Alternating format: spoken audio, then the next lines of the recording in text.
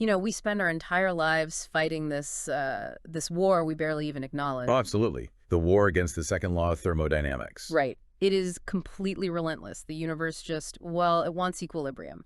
So if it is hot outside and cool inside your house, physics is doing absolutely everything in its power to equalize those temperatures. Yeah, and for most of human history, our strategy was just, you know, brute force. We would burn massive amounts of wood or coal just to fight that equilibrium. We were just trying to outpace the heat loss. But today, for this deep dive, we are going to talk about the actual weapon we use to hold the line, which is thermal insulation. And it is so much more than just the pink fluffy stuff in your attic. Exactly. We are working off a really fascinating set of source notes from Dr. Summery regarding insulation and conductivity.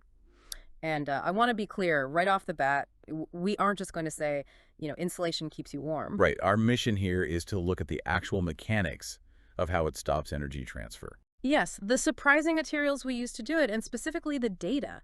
Because when you actually look at the numbers in Dr. Tofik's tables, some of the materials we completely trust, just they aren't actually that impressive. The data is really where the surprises are. It separates the reputation of a material from its actual performance. It really does. So to start, let's define the battlefield.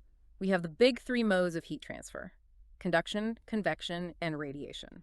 And Dr. Kovic defines thermal insulation simply as materials that prevent or reduce that heat transfer. And that works both ways, right? Keeping outside heat out or keeping inside heat in.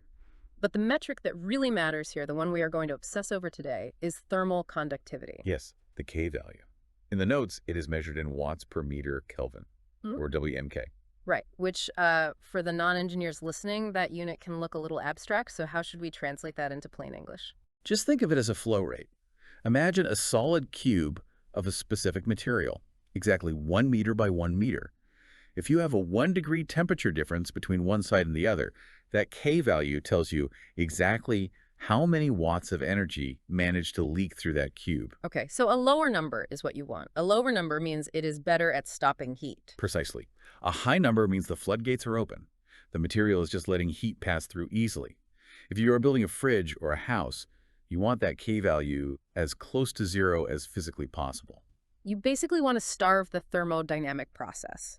Now, Dr. Tofik lists 4 specific advantages of thermal insulation in the notes. Obviously, reducing transmitted heat and creating a stable internal temperature. Right, comfort. We all want to be comfortable. Yeah, comfort. And reducing the energy required for cooling, which saves money. But he explicitly flags reducing the emission of greenhouse gases. That is such a critical point. I feel like we often treat insulation as a cost-saving measure for our utility bills, not really as a major climate technology. It is arguably one of the most effective climate technologies we have, and that is simply because it addresses demand. It isn't just about cozy rooms. Think about the global cold chain. Like food, medicine, vaccines. Exactly. If you have poor insulation in a refrigerated truck, you aren't just losing money, you are actively burning diesel to pump heat out of a box that keeps leaking.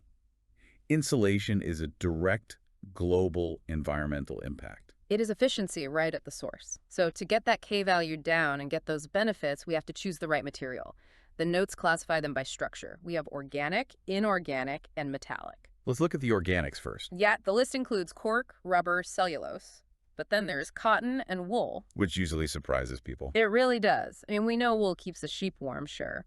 But in a modern building context, using cotton, it sounds like we are just putting a giant sweater on a house. It sounds a bit like a niche green product that people just buy to feel good about themselves. Right. But is it actually competitive with synthetic engineering? It is surprisingly competitive.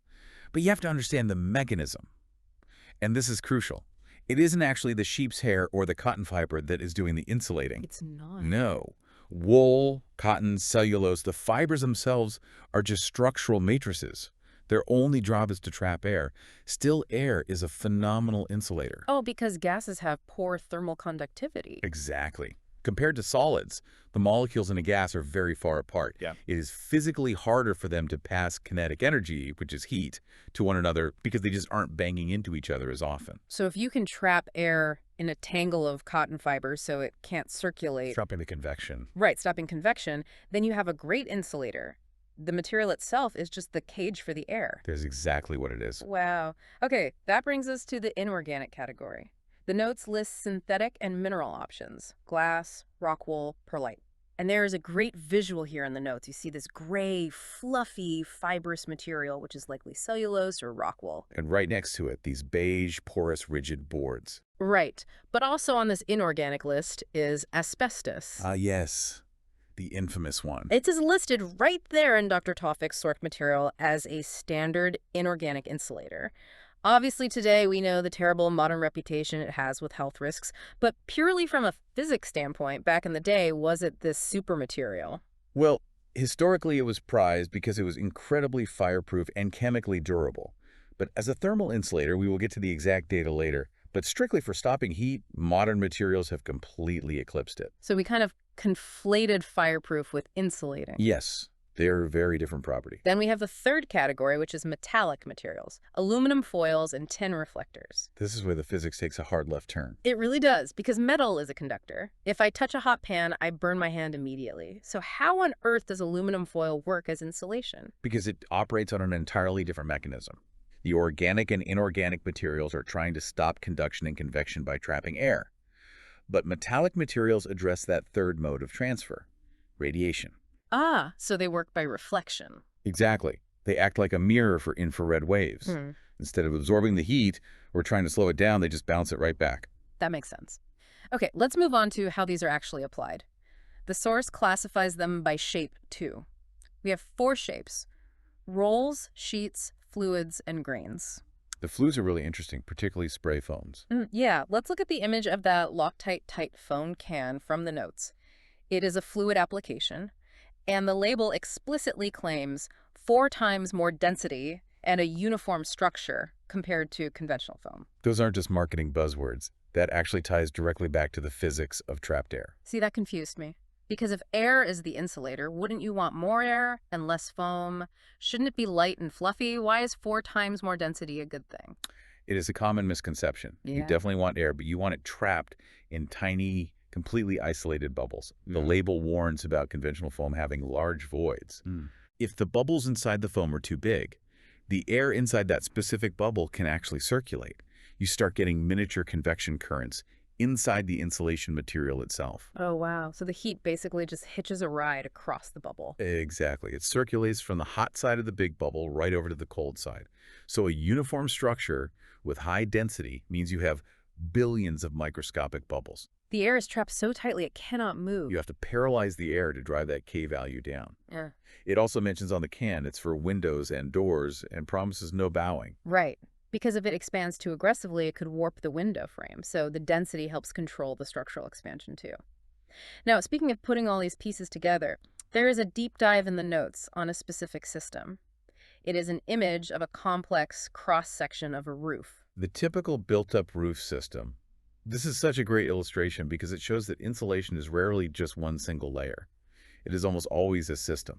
Yeah, looking at this breakdown from top to bottom, it is intense. You have pea gravel on the very top, then the built-up roof membrane, then a rigid overlayment board, then the EPS insulation, then a thermal barrier, and finally the metal deck at the bottom. Every single layer has a job that protects the layer beneath it. So why not just use one massive thick slab of that EPS foam and be done with it? Because the environment attacks from all angles. Yeah. The pea gravel at the top isn't insulating anything. It is ballast to keep the roof down, and it protects against UV rays and physical impact, like hail. Then the built-up roof layer keeps the water out. Right. And then you have that rigid overlayment board that physically protects the EPS insulation underneath it. Because if someone walks on the roof to fix an AC unit and crushes the EPS foam... They crush all those microscopic trapped air bubbles. Exactly. And if you crush the foam, you ruin your K value. So the overlayment is basically armor for the insulation. Yes. And then look down at the bottom, the metal deck. We already established metal is highly conductive. If that metal deck touches the outside elements, it becomes a thermal bridge. It creates a fast-track highway for heat to completely bypass your insulation. That is why that specific thermal barrier layer is sitting right on top of it. It breaks the connection. That is brilliant. It really changes how you look at a building. It is all about managing water, impact, UV, and heat simultaneously. Okay, we have covered the physics, the materials, the systems. Now I want to get to the main event, The data showdown. This is where reputations go to die. It really is. Dr. Tawfik provided this massive thermal conductivity table. And remember, lower is better. We are looking for the absolute champion of stopping heat. So what is the gold standard? Well, looking at the table, the winner is undeniable. It's the vacuumed panel. Yes, at 0.007 Woolyer K. It is entirely in a league of its own. Because the next closest runner-ups are aerogel and polyurethane, and they are both sitting at 0.02. So the vacuum panel is basically 3 times better than the next best technology we have. And it makes perfect physical sense based on what we said earlier. If still air is a great insulator, what is better than still air? Nothing. Literally nothing. A vacuum removes the air molecules entirely. You eliminate the medium for conduction and convection. Heat has nothing to travel through. That is incredible. But let's look at the surprises in the middle of the pack. The organic versus synthetic materials. I'm looking at cotton, which is 0.04, and wool, which is 0.05. And compare those to the high-tech stuff. That is what blew my mind. Glass wool is 0.04, glass fiber is 0.03, and cork, specifically EPS cork, is 0.05. They're all practically tied. Yeah, you have sheep's wool and recycled jeans performing essentially identical to factory-spun fiberglass. It completely validates the trapped air theory. The physics doesn't care if the matrix holding the air is molten rock or spun glass or cotton. If it traps air at the same density, you get roughly the same K value. Wow. Okay, now we have to talk about the bad insulators, the high conductivity ones. Asphalt is way up there at 0.69. Which perfectly explains why cities get so incredibly hot in the summer. It absorbs all that heat and conducts it right down. And rubber is at 0.35, which is interesting because we always think of rubber as an insulator. For electricity, yes, but thermal insulation is different. Rubber is dense. It lets heat pass right through. And even paraffin wax is high at 0.25. But let's look back at asbestos. It sits right in the middle at 0.12. So compare that 0.12 to cotton at 0.04. It's significantly worse. Asbestos lets 3 times more heat through than just plain cotton. It is barely better than plywood, which is at 0.13. We basically wrapped our houses in a carcinogen that performed like a stack of wood. Again, we traded thermal efficiency for fire safety, or what we thought was safety. Contextualizing these numbers really shows how far the technology has come. Like looking at Astrofoil, which is XPE, it sits at 0.08.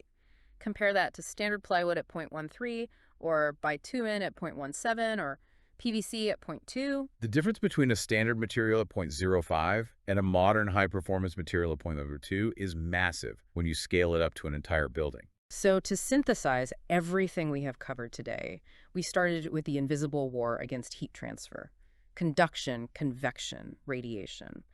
And we saw how specific materials, whether it is tiny grains of perlite or high-tech sheets of aerogel, are engineered to combat them. Insulation really is the unsung hero of energy efficiency and environmental protection.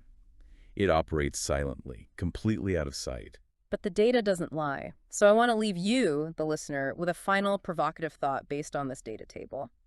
We saw that a vacuumed panel at 0.007 is nearly 10 times more effective than the standard walls we live in right now. Right. So if a vacuum is that insanely effective at stopping heat, why aren't we living in vacuum-sealed houses yet? What is the barrier to using these super insulators everywhere? Is it just the fear that one stray nail from hanging a picture frame will puncture the vacuum and ruin the whole wall? The technology is there. We just have to figure out how to live with it. Something to explore on your own. Thanks for joining us on this deep dive. See you next time.